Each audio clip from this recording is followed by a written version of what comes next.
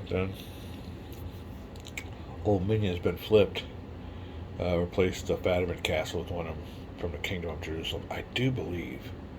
I don't know if I'm going to keep it Fatimid and just know that those neutral forces are on my side. I'll look into that. I'm pretty sure, though, the Kingdom of Jerusalem will take care of that city. And there will be no resistance factor and no Muslim army there anymore. And something else. We're looking at this resolution. It says something about all defending leaders roll for leader casualties. Well, underneath this special rule for this scenario, a lot of civil wars going on. Ignore the leader loss rule for Fatimid leaders. They automatically die if they would be forced to roll for leader loss. So, Shawar capitulated, thinking maybe there'd be some mercy. And all I'm hearing from the dungeon is, no, no, no! Chop! So much for that. So, there we go. I'll be taking control of the Fatimid forces. And old Almeric has claimed himself a nice victory in Egypt. Egypt is now pro-Christian. And we'll be coming up here to deal with the siege of Jerusalem. But it's now demobilization. So let me do a little bit of house cleaning here. Get everything situated, and we'll be right back. I got all the forces sitting outside the castle. Can't see them there, but we got the Muslims and everybody on there too. So Minya is now, whoops, Kingdom of Jerusalem. And you think about it too. I think they say the castle capacity is only about 3 units plus the leader. And there was a movie. What was it called? Oh, shoot. About the Templars and the Magna Carta. Oh, gosh, it slips my mind right now. Hold on a second. Ironclad. I don't remember it. But anyway, it was a great movie. If you've never seen Ironclad, you got to see Ironclad. But it shows you what the size of some of these castles were. You know, they weren't really all that big. I think, some of us think about these castles in these movies. What is it? Oh, The Hobbit, those type of movies, Lord of the Rings, and maybe some Disney movies where these castles are huge. They weren't that big, actually. And they, some of them were only, maybe as big as some of these like big houses we got here, but they just had walls and stuff around them. So, yeah, castles weren't all that huge. So some of these strongholds were just like little forts, So anyway, that's what we got going on here. Jerusalem's still under siege. We'll see what the rules are, because right now we are out of the strategy phase. Let me look and see what we do here real quick. Oh yeah, Ironclad, great movie, brutal movie. Oh, and I forgot what his name is. Oh, my memory's going down. But his dad was the commissioner, Giuliani, he was really good in that. Really good movie. Oh, let's see what we got going on here. Oh, another movie, or rather a series that I've been watching that I highly recommend, and I can't wait to watch it. They haven't let it come in the United States yet. Is 1864. Maybe I'll put a link down here. I've been watching this trailer, but that looks like a movie and a half. It has to do with the Prussians and the Swedes going at it. But it's a series. It was a mini-series, but it's not available in the United States, and I've just been watching clips of it now. This one clip I've been watching over and over and over again. It's just looks like a great war movie. It really is our great war series. But yeah, check out 1864 if you can. Oh, we got the 6 months of play, strategy phase. Ending the strategy phase. No more cards. Down to demobilization. Beginning with the Muslim player. After playing this game for a whole year, you'd think I'd have this down pat, but I'll be looking to see what's involved. We'll be back. So, according to the rules in the Kingdom of Jerusalem, A Muslim leader can demobilize optionally. Any leader is optional to mobilize, they don't have to. And if they don't demobilize, they can keep up to half of their command capacity. So Norodin could keep 3, Shirkuh could keep 2, that's 5, and Shazar can keep 3, which will make that 1. So that's 6 units they can keep. There's 5 units there. The siege of Jerusalem will continue through the summertime. They're going to stay there all summer long until mobilization or mustering in the fall. So that's what we got going on there. I will just keep the markers there. Jerusalem will stay that way. Now the other ones, we'll have to see what's going on. All these units here, they'll probably have to demobilize. And then we'll go with a Christian player. I don't think we did that before. The Crusaders don't demobilize, but everybody else does. So we will see what goes on with the Kingdom of Jerusalem and everything else. Be back. All right. Muslim demobilization's over.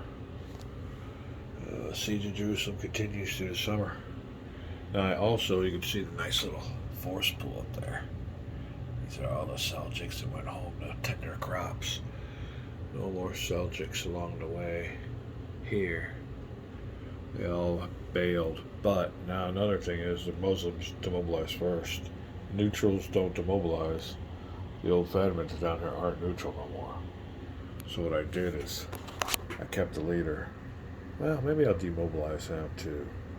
I think I'm going to demobilize everybody. And the Muslims will do that over. Live. You're watching live.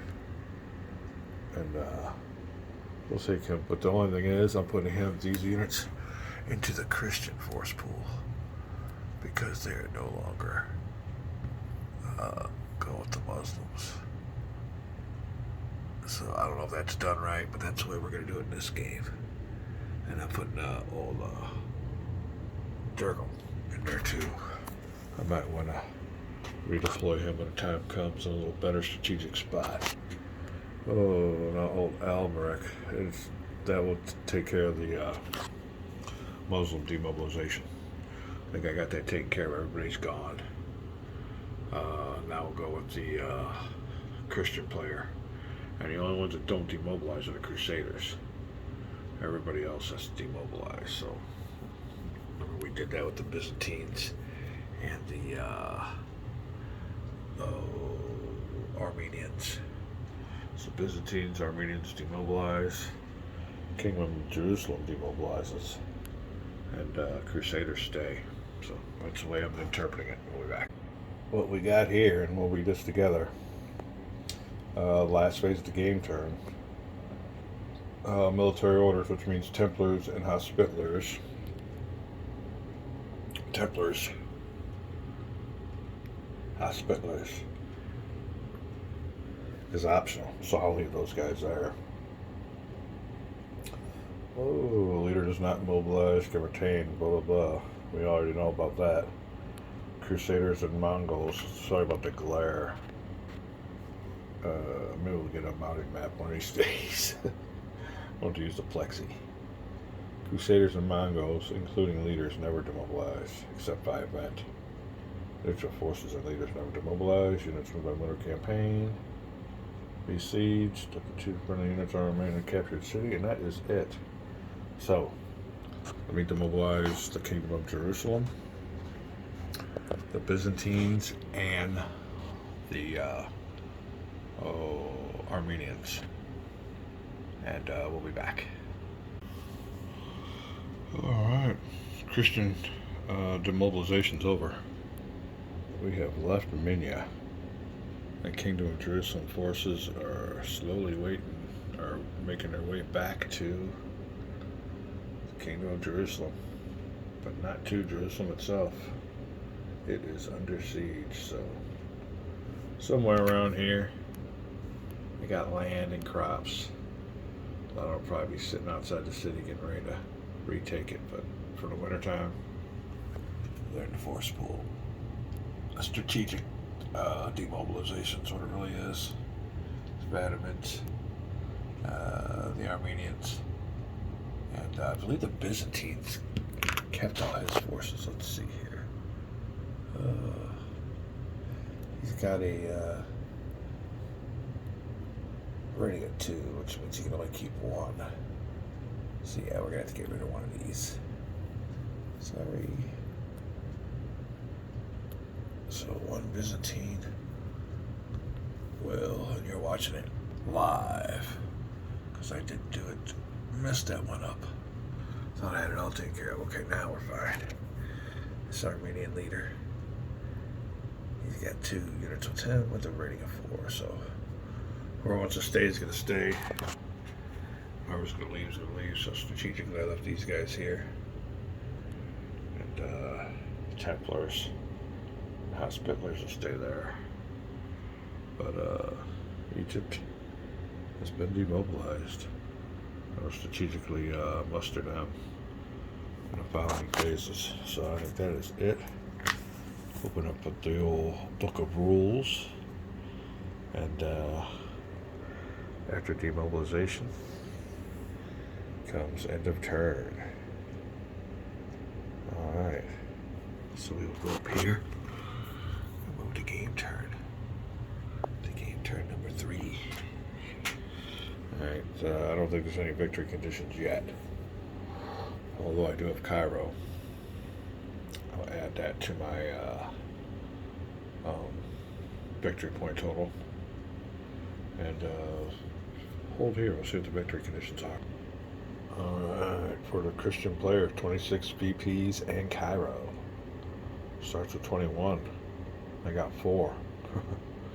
So let's look and see. Well, I still got Jerusalem, so that'll work. 25 victory points at the end of turn 3. Almost close. I'll check that out real quick. But yeah, he starts out with 9. 5 victory points short. I just gained 4. So Christian player with Cairo, man, 1 victory point away from finishing this game off on turn 3. That would have been nice. Alright, all non-Fatimid units in Egypt demobilize. Wow, okay, well, we did that. That'll work. Alright, we're turning on. Turn number victory. Then we'll go back here to replacement phase. Go back. End of turn 2. Post-turn discussion. And like I said, Cairo and 4 victory points go to the Christian player, so I'm 1 victory point away from winning a game. We will go on to the next turn, and it's all about Jerusalem. How to get forces around here. How will he get his forces down there? But yeah, Muslim players hanging on by the hair of his chinny chin chin. That'll be the phrase for the month. Back with some more of this game coming on up. Alright, before we call this a video, I'm going to make a little switch here. Since it was a civil war and we just changed sides and got them here, it's going to stay Fatimid. And put this over here to Kingdom of Jerusalem. But yeah, that's going to stay Fatimid. It's just pro-Christian Fatimid. That was the object of the whole thing, to get those guys on my side. So, well, that'll be it. We'll call this a video, and see you guys on the next one.